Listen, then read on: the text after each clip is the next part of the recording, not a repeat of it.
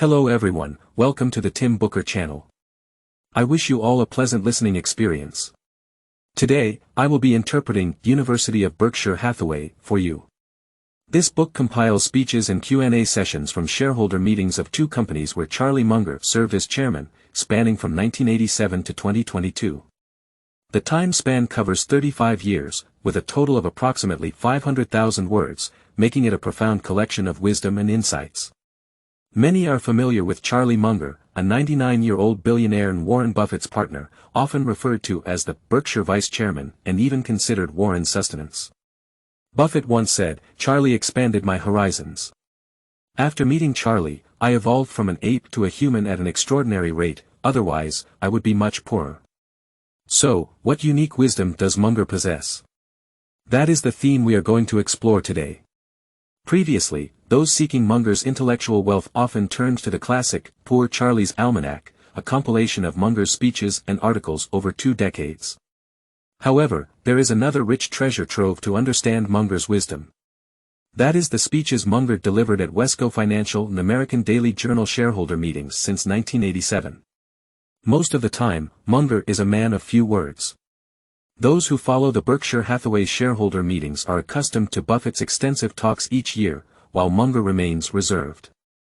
He often simply states, "I have nothing to add," a phrase that has become his hallmark. But during the Wesco Financial and American Daily Journal meetings, as the chairman of these two companies, he must speak extensively for several hours, discussing the company's status, his views on people and matters, and candidly addressing shareholders' questions. For those interested in Munger, this presents a rare opportunity to gain a comprehensive understanding of his thoughts. Opening this book, we can see what Munger was contemplating from his 60s to his 90s, year after year. There are no hindsight interpretations or second-hand accounts, it's all first-hand records. For those who have just obtained this book, the layout organized by year might seem overwhelming. My suggestion is to not start from the beginning but to read from the later years to the earlier years. Begin with the section from 2020 to 2022, where you'll encounter topics like renewable energy, Bitcoin, the metaverse, Musk, and more, all familiar subjects. After reading Munger's perspectives on these topics, you may, like me, find yourself impressed and eager to hear more from this witty and wise elder.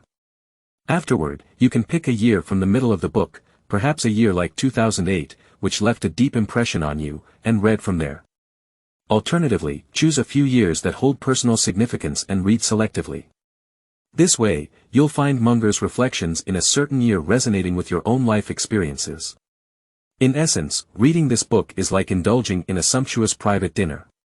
Savor it at your own pace, slowly digesting to truly appreciate the unique flavors meant for you. This is precisely why today, I hesitate to call it interpreting this book. I would rather embark on a communal reading journey with you. I'll start by sharing some of the tastes I've uncovered, and once you've read the book, please be sure to share the flavors you've discovered in the comment section. This is an enduring exercise, as what we share is not a fleeting method but enduring wisdom. Let's start by discussing something particularly interesting about Munger. Despite spending most of his life in the United States and achieving career success there, his popularity is higher in China and India than in the US. This has been confirmed by Munger himself.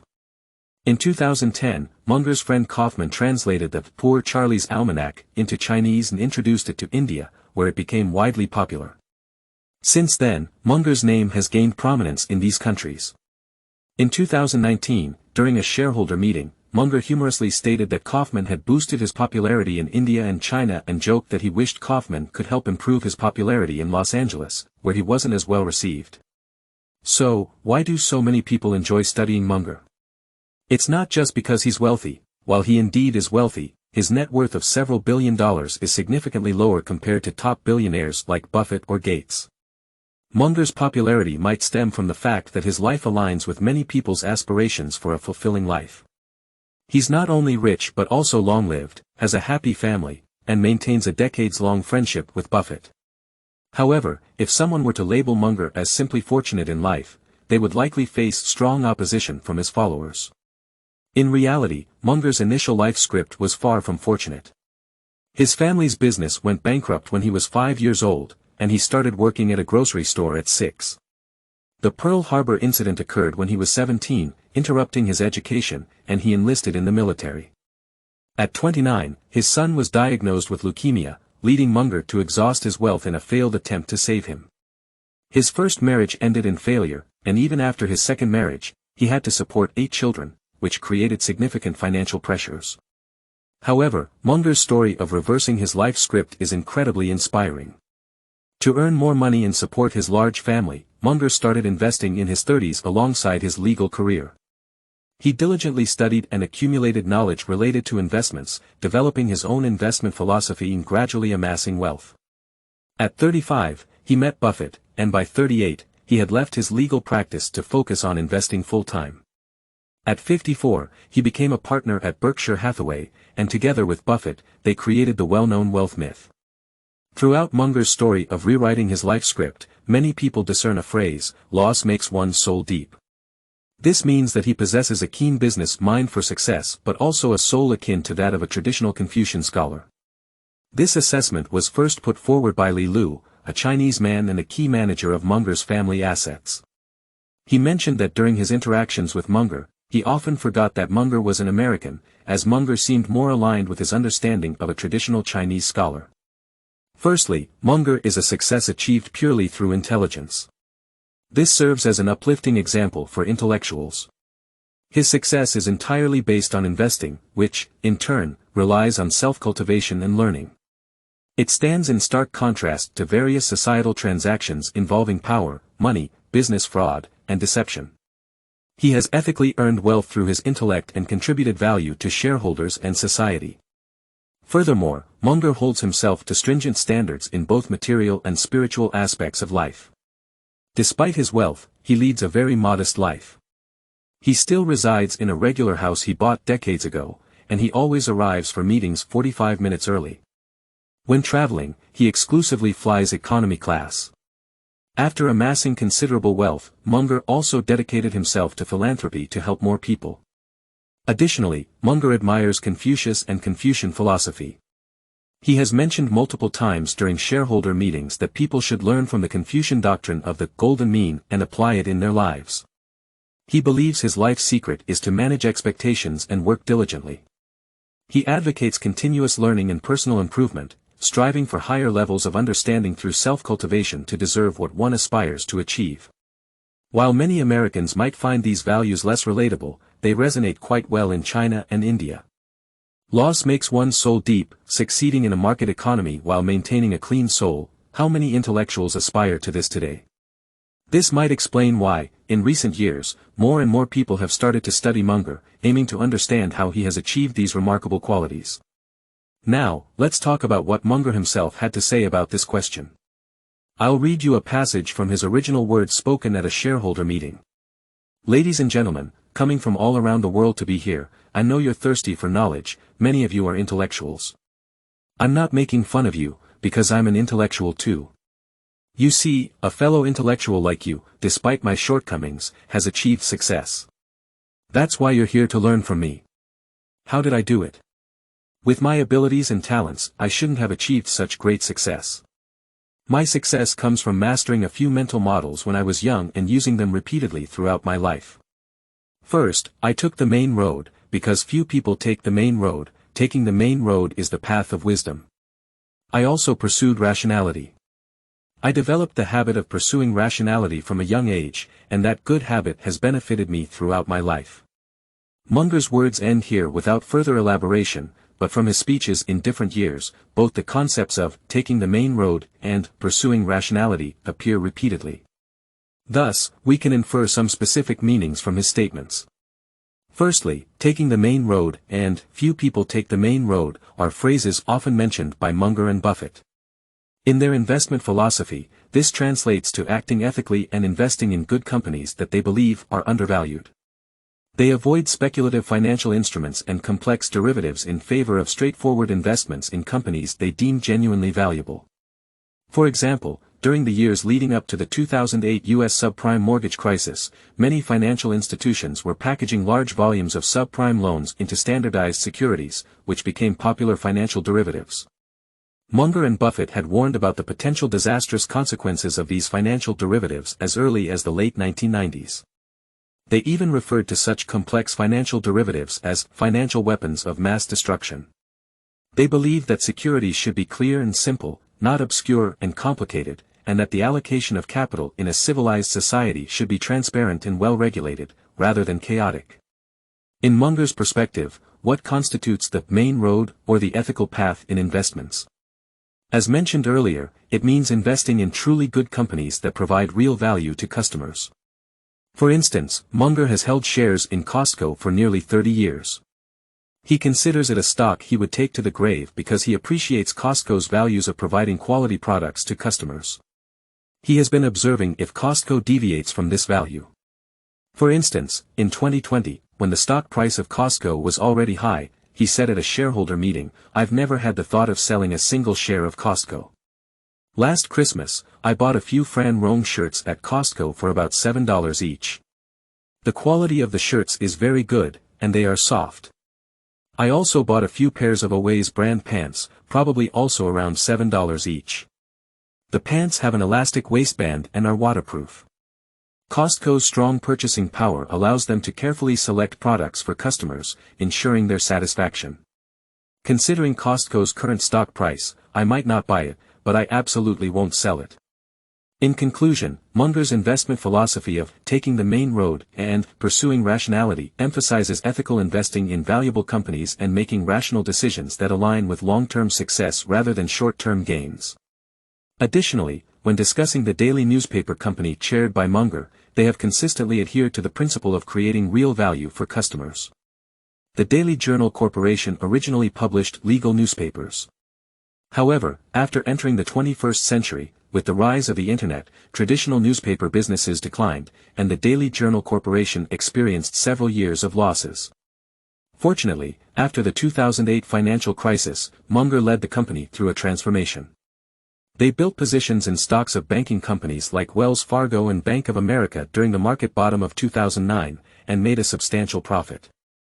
They then used these profits to establish a new subsidiary, Journal Technologies, to develop software solutions for the legal industry.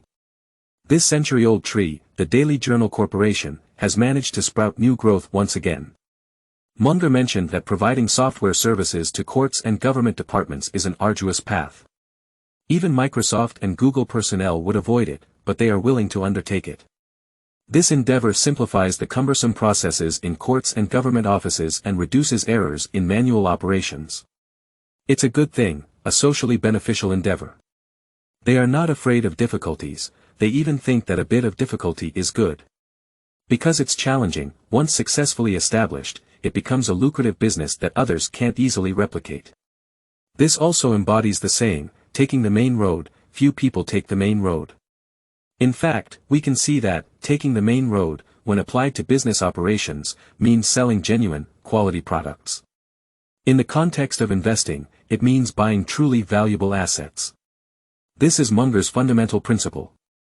Now, let's talk about another phrase by Munger, pursuing rationality. This might sound more abstract, how exactly do you achieve it? By closely examining Munger's speeches, you'll discover that his pursuit of rationality primarily involves using three tools: first, negating oneself; second, employing a multidisciplinary mental framework; and third, practicing inversion. Firstly, negating oneself. Regardless of how firmly he believes in an idea, Munger will actively seek out contrary evidence. He recognizes that humans naturally tend to defend their own viewpoints, so he consistently questions his own thoughts and even finds fascination in disproving himself. He believes that if you can't clearly articulate how your perspective could be wrong, you haven't genuinely internalized that perspective. Next, we have the multidisciplinary mental framework and inversion. We have previously discussed these tools when interpreting Poor Charlie's Almanac, so today I'll provide necessary supplementation. Munger's multidisciplinary approach involves continuously learning from various disciplines to form a multidimensional mental framework. He views the world and business not as isolated fragments, but as complex wholes. To avoid narrow and distorted perspectives, he advocates embracing a range of disciplines like physics, history, philosophy, psychology, etc., to enhance problem-solving capabilities. However, it's important to note that Munger doesn't mean to undermine the importance of your own expertise. He actually emphasizes the significance of specialization. I've discovered a passage in this book that many people overlook. Munger expresses that he doesn't recommend most people follow his path or spend a lot of time on broad studies. His path is unique, and specialization is the way for most people. Just like if you're a doctor, neglecting your medical duties and delving into the philosophical or astrophysical aspects of books isn't going to attract patients. This is the market, this is reality. Munger suggests dedicating 10% to 20% of your time on essential theories from other fields while staying specialized. Note that this doesn't mean deciding to study biology today and picking up a textbook to start from scratch. Instead, it's about understanding the most crucial theories in that field and focusing on those, rather than trying to cover everything. For example, in the field of biology, Munger values learning about evolutionary theory. He believes that in industries and even the entire history of commerce, the rise and fall of companies adhere to the principles of biological evolution. Furthermore, in mathematics, aside from compound interest, Munger also advocates for combinatorics. He sees everything as composed of arranged elements. To understand something, it's crucial to identify these elements and how they interact. Additionally, Munger values business history, the normal distribution in statistics, equilibrium and critical mass in physics, fracture point theory in engineering, as well as cognitive psychology, among other subjects. Those who are interested can further explore these topics using these key terms. Furthermore, when discussing the tool of inversion, Munger shared a story from his time serving as a weather forecaster for the Air Force during World War II. His responsibility was to provide weather forecasts to the Air Force and determine whether the weather conditions were suitable for safe takeoff and flight. He approached this task using reverse thinking. He asked himself, if I wanted to endanger the pilots' lives, what would be the simplest way? He quickly arrived at the answer: firstly, allow the aircraft to ice up, causing loss of control, and secondly, prevent the planes from landing until they ran out of fuel. This perspective guided his constant vigilance regarding weather conditions that could lead to ice formation or prevent landings. These were the two major concerns. This approach helped Munger become a more effective weather forecaster during World War II. Munger believes that we should frequently think in reverse. This way, we at least avoid moving away from our desired outcomes. For instance, if you want to help someone, start by considering how you could harm them. If you seek happiness, study how life can become miserable. Before researching how to make a business successful, study how businesses fail. Additionally, while many are focused on how to succeed in the stock market, Munger is more concerned with understanding why so many people fail in the stock market. Throughout Munger's long life, he consistently collected prominent examples of failures across various fields of human endeavor and organized the reasons for those failures into a checklist for making sound decisions. He summarizes this thinking approach with a proverb: I want to know where I will die so that I never go there. Furthermore, at a shareholder meeting, Munger also mentioned a statement from his friend Peter Kaufman. Kaufman said, "One should know both the world corroding at the mountaintop and the world looking up from the abyss." Munger agrees with this statement. If we lack both perspectives simultaneously, our understanding will surely deviate from objective reality. This concept aligns closely with his emphasis on inversion thinking. Alright, earlier we discussed Munger's life philosophy of taking the main road, where few people tread, and the pursuit of rationality. Now, let's discuss Charlie Munger's wealth philosophy. You'll find that these wealth principles are, in fact, a natural extension of his life philosophy applied to investing. Munger, much like Buffett, believes in value investing. This is widely known. You might already be familiar with key aspects of value investing. Buying stocks means buying companies. You should buy stocks that are trading below their intrinsic value, indicating they're undervalued by the market. Additionally, there should be a sufficient gap between the price and the value when buying undervalued stocks, leaving a margin of safety. Another principle is to operate within your circle of competence, avoiding stocks you don't understand. These are the basic tenets of value investing. Munger and Buffett have consistently adhered to value investing.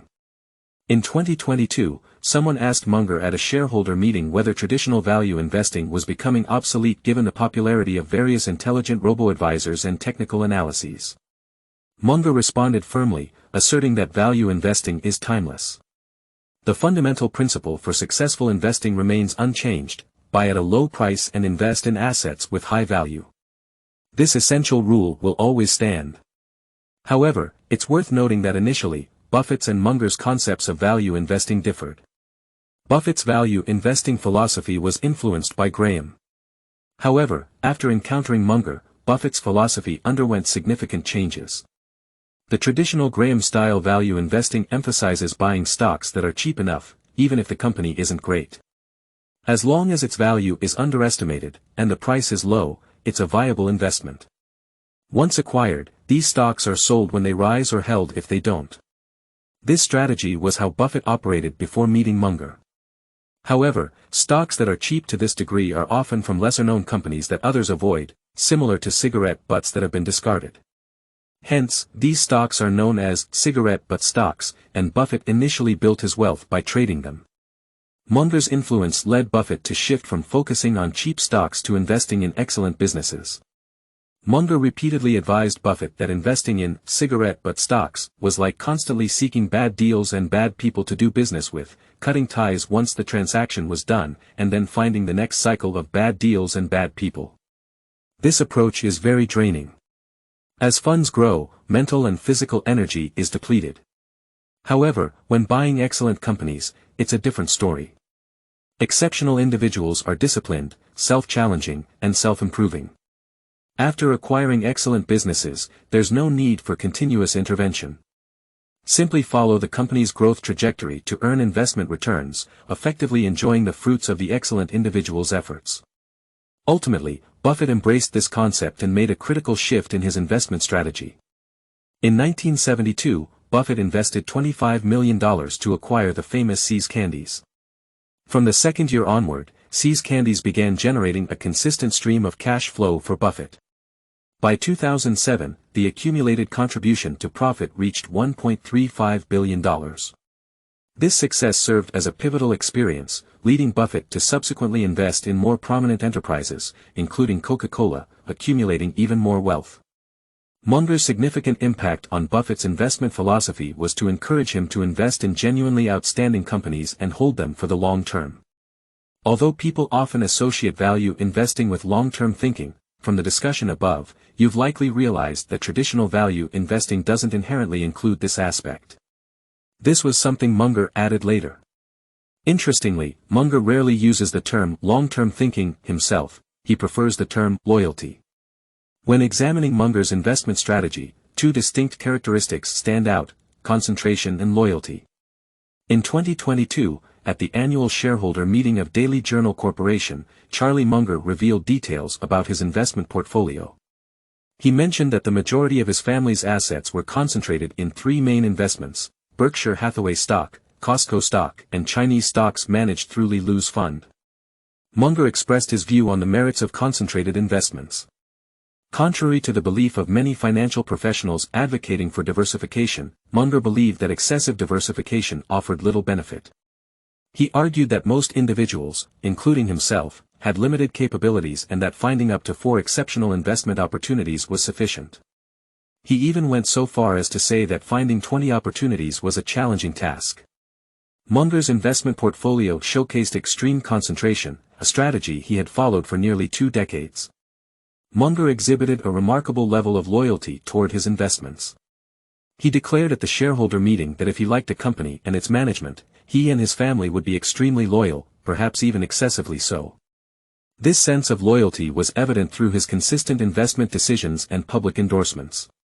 For instance, Munger invested in Li Lu's Himalaya Capital Management Fund in 2004 and publicly praised Li Lu on multiple occasions in the years that followed, including 2010, 2017, 2018, 2019, and 2020.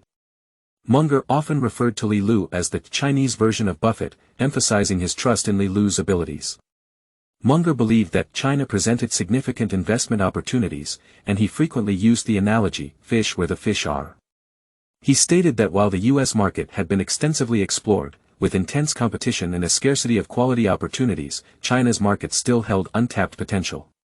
One shareholder raised a question about the alignment between a company's long-term profitability and an investor's ultimate returns, suggesting that focusing on analyzing the best companies in the U.S. market might be more worthwhile.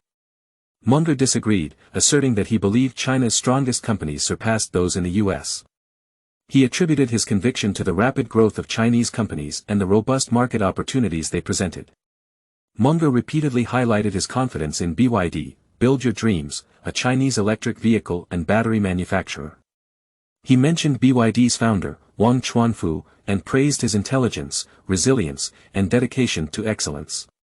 Munger admired Wang Chuanfu's journey from a farmer's background to becoming a successful entrepreneur. Munger's appreciation for Wang's qualities was consistent throughout his discussions. However, Munger's loyalty and focus on long-standing investments meant that many of the companies he discussed were those he had invested in many years prior when their prices were relatively low. He acknowledged that his perspective might differ if he were evaluating these investments at their current valuations. Munger emphasized that while he wouldn't sell the investments he currently held, he might not necessarily buy them at their present prices. Additionally, Munger discussed how his and Buffett's success was largely influenced by the greater investment opportunities available when they were young. He noted that in their earlier years, investing was more favorable, with a higher number of opportunities to seize. However, as time passed, the market has become populated with more intelligent participants, leading to fewer available opportunities. Munger believed that achieving an annualized return exceeding 10% in the stock market would be challenging in the future. Since 2000, both Munger and Buffett repeatedly conveyed their recommendation to the majority of potential stock investors to opt for low-cost index funds. Munger suggested that for ordinary investors, it's challenging to consistently outperform the market. He urged investors to be content with market returns. Moving forward, Munger's financial philosophies were fairly comprehensive. However, I would like to provide some additional insights based on his remarks during the 2020 to 2022 Daily Journal shareholder meetings, which you might find interesting. Firstly, Munger expressed strong disapproval of cryptocurrencies, notably Bitcoin, likening them to antisocial tools that could be useful for illegal activities like extortion, ransom, and tax evasion. He expressed his desire for governments to ban cryptocurrencies.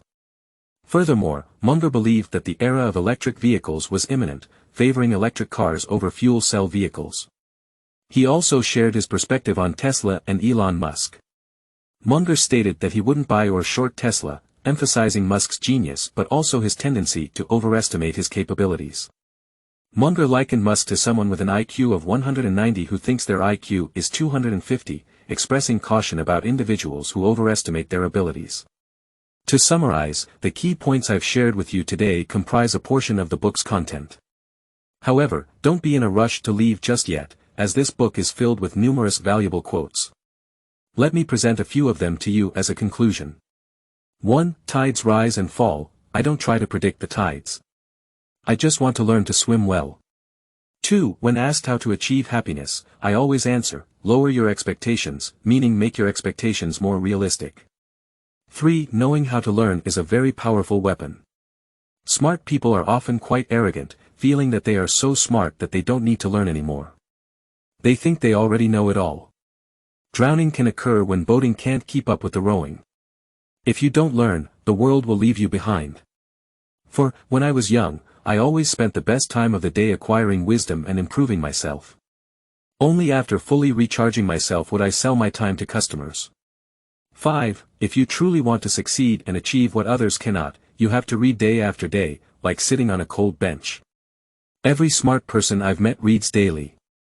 6. Consistently pursuing wisdom, consistently waiting for the right opportunity, these are the lifelong efforts we should maintain.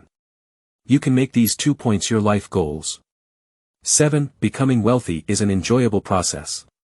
Slowly becoming wealthy allows us to savor its delightful taste. What's the point of getting rich overnight? After sudden wealth, you're likely to either squander it yourself or be deceived by others. I hope these quotes resonate with you. If any of them strike a chord, consider exploring the physical or electronic copy of the book. Thank you for listening, and feel free to subscribe to the Tim Booker channel for more valuable knowledge. Like and share this wisdom with your friends to combine intelligence and practice, achieve financial goals, and create a better future. Thank you, and goodbye.